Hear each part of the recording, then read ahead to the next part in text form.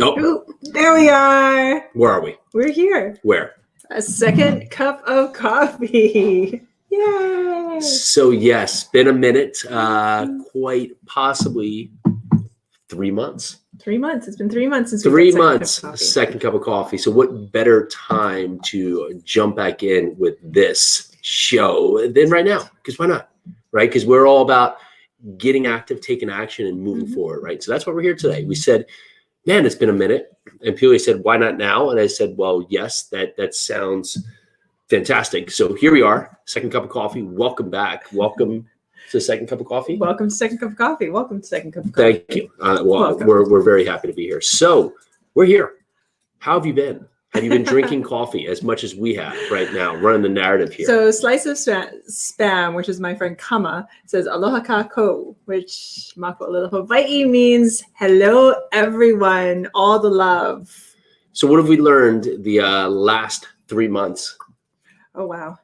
Jeez. Okay. We love Tennessee. Okay, we love Tennessee. Sure. It's been amazing. Mm-hmm. We did close on one property, didn't we? In December. But was that before we left New Jersey? Yeah. That was before we left New Jersey. No, it was after. We got here December 1st. Perfect. So we closed on a property. What else have we learned? We've learned that, oh, geez. Oh, and the advent of Clubhouse. There's Clubhouse, too. Clubhouse has been fun. We've been there. We've seen a lot of you there. That's been a fantastic way to just connect with people, make great future recurring, growing relationships. That has been really just eye-opening. We've been busy, right? Getting set up, getting the family going, really just keeping the narrative there, growing forward with our incentives, of which continue to seem to change, right? So we had a great conversation with the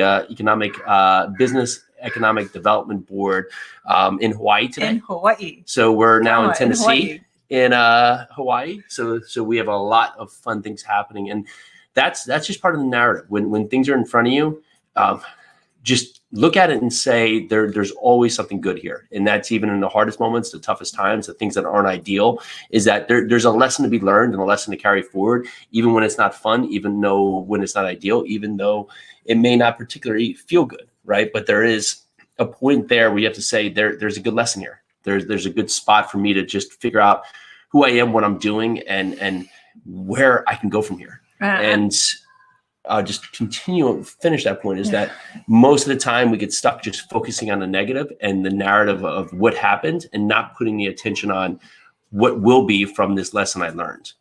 Well, I was just going to say, talking about lessons learned and things that have happened, I just want to say thank you to everyone who put out their hearts, all their love. We did lose our amazing Jack. He was our firstborn. Jason's definitely firstborn. Jason had him for 15 years. And he's our bulldog. He's our bulldog. Yes, bulldog. Yeah. He's our bulldog.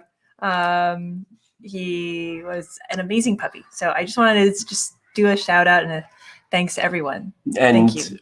Something that stands out is that Jack was really grounding, right? And you when someone's with you for 15 years or anything, right? We find that they're maybe comfort. I don't know the word, but it's there, right? And Jack was always there. And for probably the last 4 years, he slept all day, but he was just there. He was just part of life, part of what we were doing. And he just continually was there, whether good day or bad day, he was there, right? He was the constant flow. And lots of times in our life, you have to look at what's a constant flow in you. What's a constant flow where you can lean back on, where you can, rest your head on, or you can just say, okay, this is a good constant in my life. And I'm going to use this, whether it's a good or a bad day. And it also tells us when that constant changes, whatever that change might be, how do you pivot? How do you change with it? How do you change that grounding? What becomes that grounding force for you? Mm. And whatever it is, remember that it's there and that you can, like Jack was always that one physical thing that I could touch and be like, okay, Jack's here. Amazing. So once that changes, how do you change with it? So how do you pivot your businesses when it changes? How do you grow more? How do you extend yourself into other realms? How do you do these things? I would also say there could be a negative side of that. Sometimes we find to be grounded in things that are not ideal, right? Could be comfort food, comfort food, which I guess, or comfort fuel, if someone knows what that is, or, or alcohol or other points, right? There could be things, or, negativity. You can find comfort or a through line in that too. So just saying, what can be a good grounding force I can build on that gives me positivity, that gives me growth, that gives me just confidence in my day, right? We were having a talk earlier on really imposter syndrome, right? And we all have that at some point in our life, and we all continue to have that. We probably may have been having that on our chat earlier, right? Because we're learning and talking about stuff that potentially, if on a scale of, here is me knowing everything and here as me not knowing anything, it's probably somewhere in the stratosphere up there by the moon. But on that front, we're asking questions to learn. Yeah, you ask questions, you learn. I mean, we don't know everything. We know what we know, and the only way we learn is if we put ourselves out there and ask those questions of those that know how to do the things that we want to do. And kind of talking about that, I mean, we get a lot of questions regarding large multifamily. We have a coaching program that we've kind of opened like over the past few years, and we've had amazing students. But we get these questions on a daily basis, and it's been really eye-opening to answer questions and to sort of be that teacher for others. I was just thinking, like, we have not sat down to do second cup of coffee ever. Oh yeah. So today we're sitting down doing second cup of coffee, but I guess we're going to bring you something awesome. So you might as well sit down yourself, just because if you're ready. March 25th, 26th, we've put together a collective of 12 fantastic speakers. We're going to put together a live virtual event. Of course, live, virtual. You've got the two parts. So live, not in person, virtual, free event, 2 days of just rock stars coming here to talk about how to buy apartment buildings, how they've done it. They're all active. They're all people who are either actively buying, actively a broker, actively a syndication lawyer we have there. We have just a whole collective of a team that's out there producing results, taking action in our life, and they've gotten started and they've made just a path forward to get to their goals. And we're going to have these people here just bring it to you, bring you all this stuff. It's free. If you sign up, you get yourself there, you're going to learn something. It's going to be something you can take away, whether or not you're trying to do your first deal or if you're trying to get to a bigger deal. This will be something you have to check out. We're super excited. The people who are coming are people who, this is second cup of coffee. They are excited too. So if not, we still have three crazy little kids. We got one bulldog down there doing a little dance, but that means that they're excited for you to show up for this, again, free virtual event, because it's going to be a lot of goodness. Folks, these are people that we work with all the time. These are partners of ours. These are attorneys we work with, bankers that we work with, people we talk to on the regular, and people that are doing what you want to do. So if you have time, March 25th and 26th, make the time. If you don't, come and join us. We're going to leave the link in the comments. Link in the comments below. Come and join us. We're super excited to share our wisdom with you of large multifamily, and it's going to be a ton of fun. So what's an actual step that we have going right now in our days and our focus? What are we working on? What are we working on right now? Yeah, sure.